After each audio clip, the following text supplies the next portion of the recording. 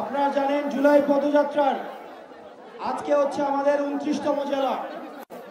আমরা ইতিমধ্যে একটা দুইটা জেলা করে আমাদের 28টা জেলা শেষ করেছি এবং পটুয়াখালী হচ্ছে 29তম জেলা। বাংলাদেশের ইতিহাসে পূর্বের কোন রাজনৈতিক দল নেই যে রাজনৈতিক দল জনমানুষের কাছে ছুটে গিয়েছে, কাছ থেকে নিজ থেকে মানুষের সমস্যা শুনেছে, এমন কোন উদাহরণ বাংলাদেশের কোন রাজনৈতিক দলের প্রেক্ষাপটে নেই। আমরা চেষ্টা করছি নতুন দল হিসেবে সমাজের প্রত্যেকটা শ্রেণী পেশার মানুষের কাছে পৌঁছানোর জন্য। আমরা আন্দোলনে যারা সরাসরি অংশগ্রহণ করেছে আমরা তাদের কাছে পৌঁছেছি। আমরা প্রত্যেকটা শ্রেণী পেশার মানুষের প্রশ্ন, তাদের জিজ্ঞাসা, তাদের চাওয়া, এই বিষয়গুলো আমরা আমলে নিচ্ছি এবং সে অনুযায়ী আমাদের রাজনৈতিক দলের ইশতেহার তৈরি হচ্ছে এবং সেই ইশতেহার আগামী 3 আগস্ট যেই জায়গা থেকে হাসিনার পতনের জন্য এক দফা দেওয়া হয়েছিল, আগামী 3 আগস্ট আমরা আবার শহীদ মিনারে একত্রিত হব।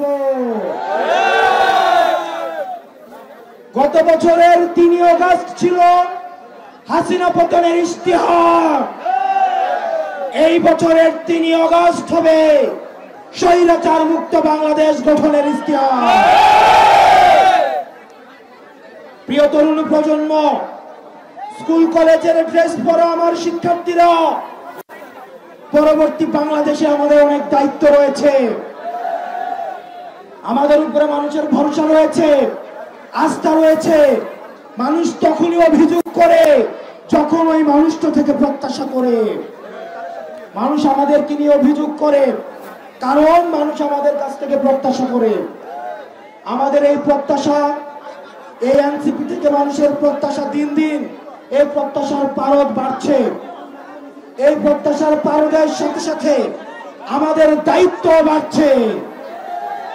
এখানে যতজন মানুষ এসছেন আপনাদের বাংলাদেশের প্রতি দায়িত্বশীল হতে হবে। প্রিয় তরুণ প্রজন্ম,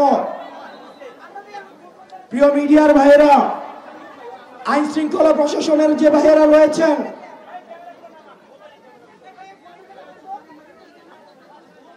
প্রিয় পটুয়াখালীবাসী, আমরা এনসিপির প্রতিনিধি হিসাবে আপনাদের সামনে আপনাদের সন্তানদের রেখে যাচ্ছি।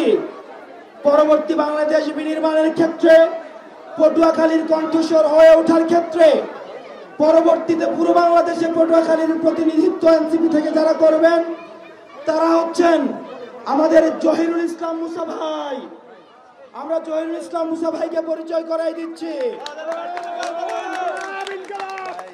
আমরা আপনাদের সামনে পরিচয় করে দিচ্ছি আমাদের অ্যাডভোকেট শাহিন ভাই। পটুয়াখালীর প্রতিনিধি হিসেবে সারা বাংলাদেশে যারা প্রতিনিধিত্ব করবে আমাদের অ্যাডভোকেট শাহিন ভাই। আমাদের সানাউল্লাহ ভাই রয়েছেন আমাদের পটুয়াখালীর প্রতিনিধি হিসেবে। আপনারা জানেন পটুয়াখালী হচ্ছে সবসময় আপনাদের হচ্ছে বিপ্লবের হচ্ছে পূর্ণভূমি। এই বিপ্লবের পূর্ণভূমি থেকে উঠে এসেছে আমাদের জোহান ভাই, আমাদের তামিম রয়েছে, আমাদের যুব শক্তির নেতৃবৃন্দ রয়েছে, বাকশাদের নেতৃবৃন্দ রয়েছে, আপনাদের তামিম রয়েছে। আমরা আপনাদের কাছে তাদেরকে আমানত হিসাবে তুলে দিয়ে গেলাম। তাদের হাতকে শক্তিশালী করার দায়িত্ব আপনাদের। তাদেরকে সমর্থন দিয়ে, পরামর্শ দিয়ে পটুয়াখালীর কণ্ঠস্বর হতে আপনারা তাদেরকে সমর্থন যোগাবেন। প্রিয় পটুয়াখালীবাসী, আপনাদের সাথে লড়াইয়ে দেখা হবে। আমাদের পরবর্তী যুদ্ধটা আরো বেশি কঠিন। আমরা বলতে চাই, বাধা দিলে বাঁধবে লড়াই এবং এই লড়াই আমাদের জিততে হবে। ইনকিলাব ইনকিলাব, জিন্দাবাদ জিন্দাবাদ, এনসিপি এনসিপি জিন্দাবাদ।